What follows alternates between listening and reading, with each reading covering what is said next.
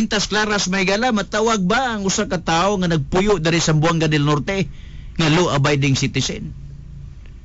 Pareha ni Atty. Alan Silda nga nagkupot pagdakong posisyon sa lungsod.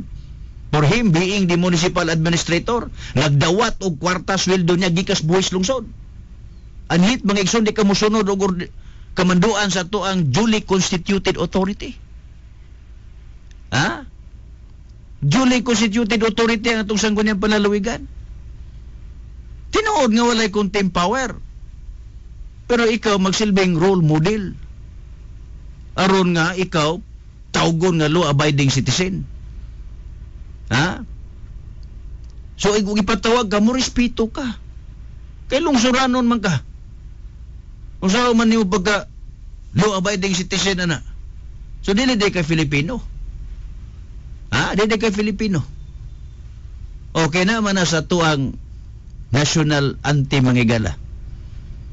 I'll be a true Filipino in thought, in words, and in deed. Ha? Na I'll be a law-abiding citizen. Na nasa tuang national anthem. Ang usa ka Pilipino is a law-abiding citizen mangigala. Ha? Naisipon dahil ka nga tinuod ka real Filipino in thought, in words, and in deed. Nga kini si Atty. Alan Silda, abogado para ba ni mangigala? Angay ka na to ng saluduhan nga muluwat og statement nga ingod ana nga adi ko mato kay wa man ay contempt power. Ha? Wa man ay contempt power, may ka na. Maayo ba na sa example may gala sa usa ka empleados gobyerno mga igsoon? Na nagdawat og sweldo gikas buhis lungsod. Nga dili law-abiding. Dili law-abiding citizen. Ang ordinansa balaod ka na sa probinsya mga gala, and that is a law. Kay ordinansa ka na mga igsoon. Anybody kinahanglang musunod ka, parera ko na there is dipolog na tay ordinance 1 to 3. Oh, there is dipolog may gala ordinance 1 to 3 mga igsoon. Oh, parera ko na dia. Og mo violate ka, doon ay sanction nga penalty. Urbida that statement, no? Pero bago ka dungog, no? Direct from the horse mouth, mga igala. Pero may gawas balita. May gawas balita sa diyang gi-interview si Mayor Boise.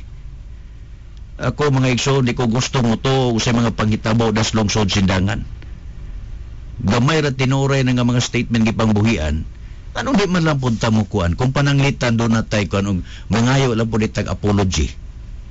Bukid na nato nga mukuan ta og apology mga igala.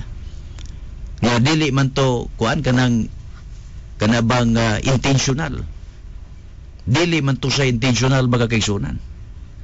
So muna Quintas Claras mga igala nga gamay wala na ingong gipadako.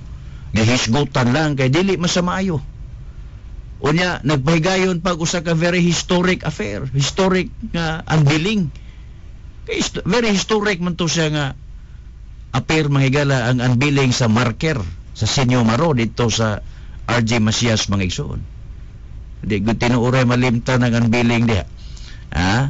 Di ko na very kuan na kayo, very historical kayo mga igala kay kuan dire pagsugo diha appeal. So appeal mga igala, so na appeal putas pustanan diha. Kung mapakli ang history ba. So dili mayo kanang mingong kakaron dili kumukuan diha kay kuan diha. So dili ka pwedeng mupuyo dari sa Pilipinas. Dili ka magkupot og posisyon sa gobyerno. Kay dili ka deserving, dili ka worthy.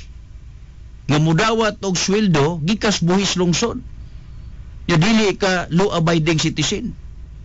Bitan ng mga kurakot mga igala. Violation sa anti-graft and corrupt practices mga igsoon.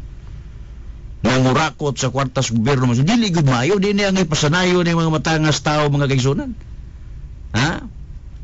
Dito sa ubang mga dito sa nasod sa Amerika, sa lugar sa ako mga apuhan.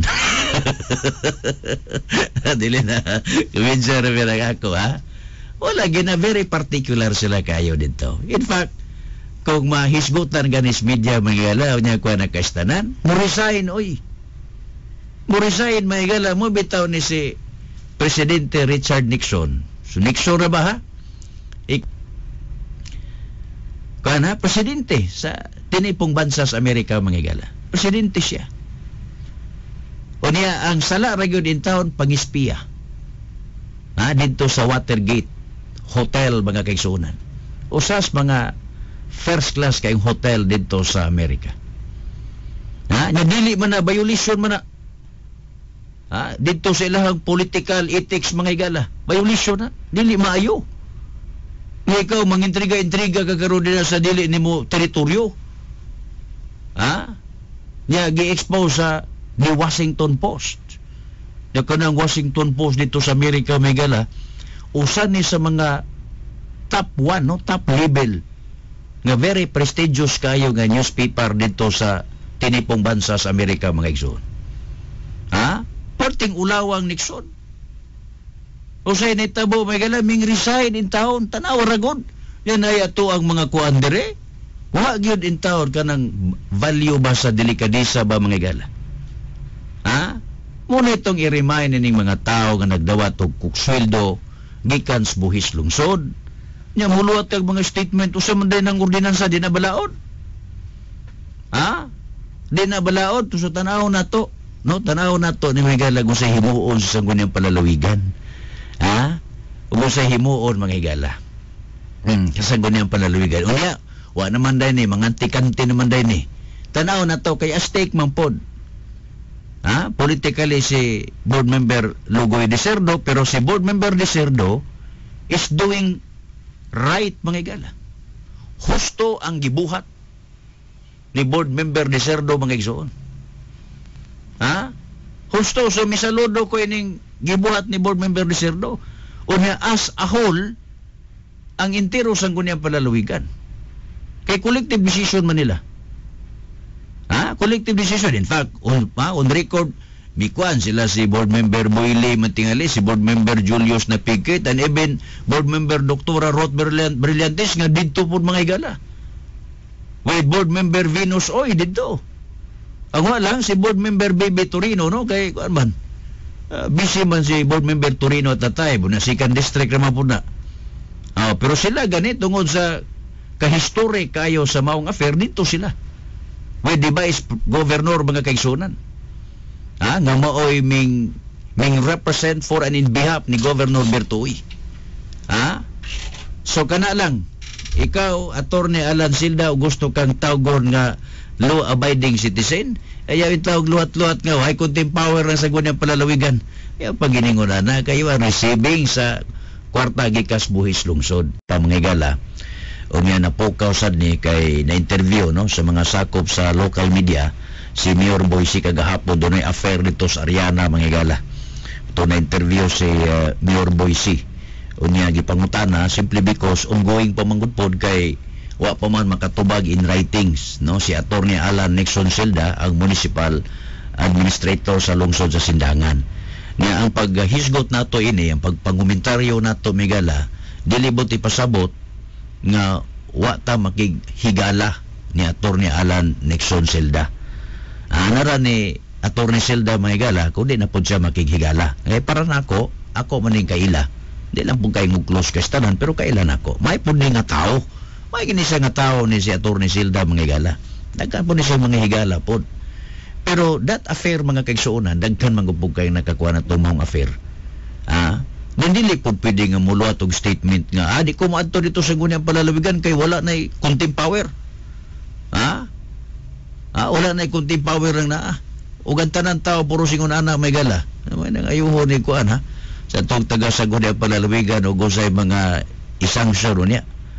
Si Benny Grau ni siya kaya anitikal man mga igsuon.